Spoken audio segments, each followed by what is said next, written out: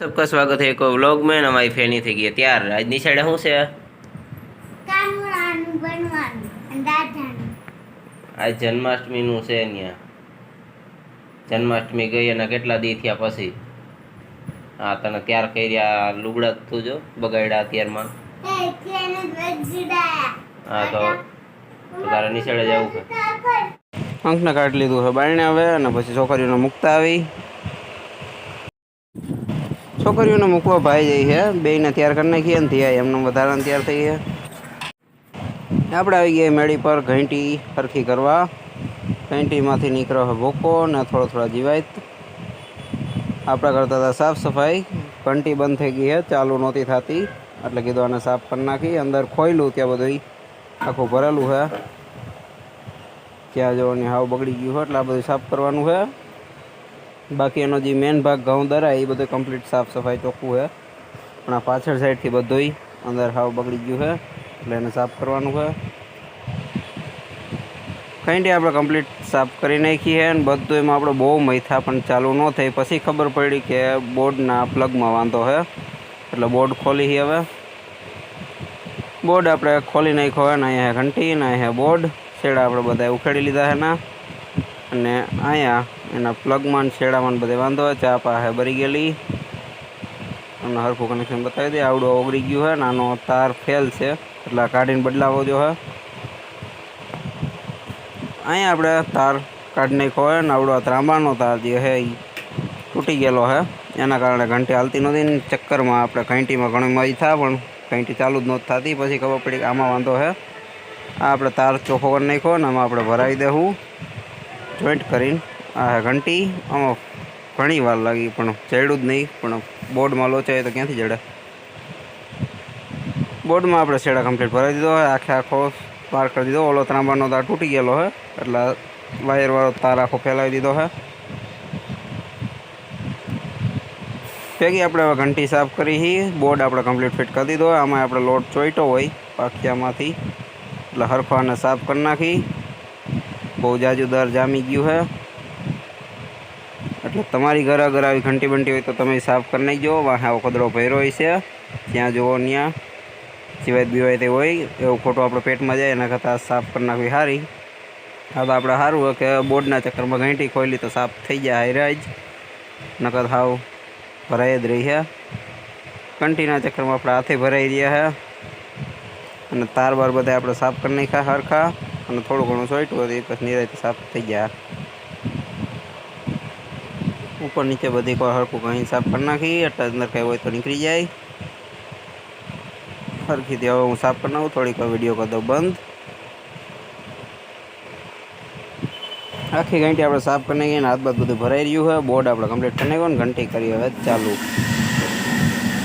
ઘંટી માંડીએ ચાલુ થવા હરખીથી આખા તો ચાલુ થતા ઝટકા મારતી હતી બંધ થઈ જતી ને બધું હતું હવે આપણે આવી લઈએ છે આ બધું ચાલુ હવે આપણે જઈએ જેતપુર આપણી દુકાને ઘરેથી આપણે ઘંટી બંટી બધું હરખું કરી નાખ્યું હતું આપણે બીજા બધા કામ જે હતા એ પતાવી દીધા અને એ રસ્તો ખરાબ થોડોક એટલે ગાડી ધીમે આખી હવે સીધા આપણે વયા જઈએ દુકાને અને દુકાન ખોલી નાખી કમ્પ્લીટ પછી આપણે આગળ વાત કરીશું અહીંયા તમે જોઈએ કહો કાંકરા નાખેલા છે એટલે વીરપુર રસ્તામાં હાલો તો ધીમે આવજો કાંકરા નાખેલા બધા એટલે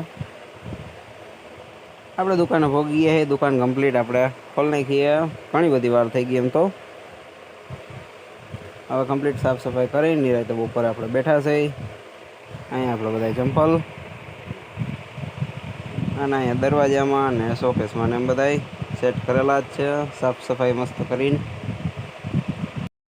દુકાન આપણે અચાનક બંધ કરવાની થઈ છે કેમકે આપણે શિવરાજગઢ જવાનું છે ભાઈ આપણે ઘરે જ હતા એ નહોતા આવ્યા એટલે હું એક ફટાફટ દુકાન બંધ કરી દઉં આપણે બધું મૂકી દીધું હોય આ થોડુંક હતું અંદર લઈ લીધું હોય લાઇટ બેટ બધું બંધ કરી દીધું છે અને હવે આપણે દુકાનને કરી દઈએ બંધ અને જાય ઘરે અચાનક આપણે જવાનું થયું એટલે ફટાફટ નીકળી મોટું બોર્ડ લેવાનું બાકી રહી ગયું એટલે થોડીક વાર ખમવું પડ્યું મોટું બોર્ડ ને એવું બધું જે આપણે અંદર બધું મૂકી દીધું છે શટર આપણે પાડી દીધું છે અને હવે આપણે અહીંથી નીકળી હોન્ડા લઈને ઘરે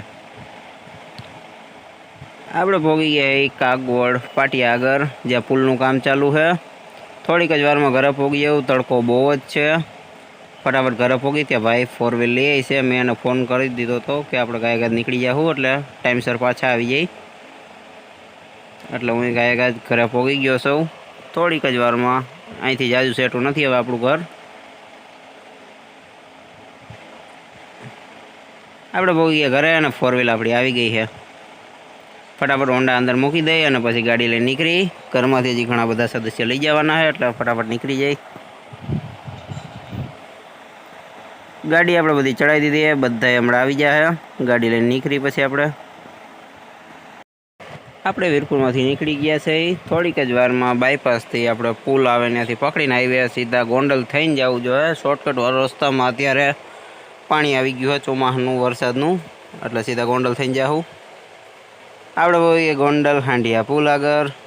પુલ બહુ હાકડો બનાવેલો છે એટલે ધીમે ગાડી આપવી પડશે. આમાં એ ઘણી જગ્યાએ રોદા છે એટલે ફટાફટ પુલ પાર કરીને ગોંડલમાં થઈને બાયપાસ નીકળી જાય. આપણે હવે જાજી વાર નથી, થોડીક જ વારમાં પૂગી જાઉં.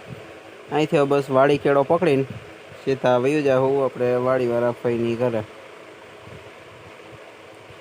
આપણે હવે પૂગવા જઈએ છે ફઈની વાડી આગળ.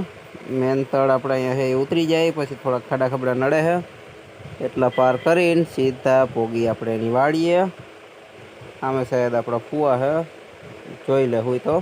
અત્યારે ગાડી જવા દઈ એ જ છે એટલે થોડીક વાર ઊભી રાખવી જાઓ પછી આપણે સીધા હવે એની ઘરે જ વ્યા જાઉં. આપણે પોગી ગઈ ફઈની ઘરે. અહીંયા ચકલા ગાડી રાખી દીધી છે અને અહીંયા આરવી. આપણે અહીંયા થોડીક હજી બેઠા થઈ પછી નીકળશું. આપણે પાછા ફઈની ઘરેથી નીકળી ગયા હોય. આમાં ગામ આવી ગયું હોય, ત્યાંથી ગામથી સીધા આપણી ઘરે વયા જાઉં. આજનો બ્લોગ જાજો લાંબો નહીં કરી કે ફઈની ઘરે આમ થોડુંક જાજુ કામ હતું એટલે થોડીક વાર બેઠા હતા. આપણે નીકળી ગયા સામે થોડીક જ વારમાં ગોંડલ આવી ગયા. રસ્તો થોડો ખરાબ છે એટલે ગાડી ધીમે આખી. પછી સીધા ઘરે અને ત્યાં જઈને ગાડી મૂકી દેવું હોય. ઠકાઈ ગયું ને હાંજી પડવા આવી છે. આજના બ્લોગમાં બહુ જાજુ આપણે નથી લીધું કાંઈ. આપણે ભોગી ગયા પ્લોટ ટે ગાડીના કરી દઈ શટરમાં પાર્કિંગ. શટરને એવું બધું ખોલી નાખ્યું. ઘરના સદસ્ય બધા ઘરે ઉતારતા આવ્યા. ને આજનો બ્લોગ આપણે આજ પૂરો કરી. ફરી પાછા મળશું એક બ્લોગમાં.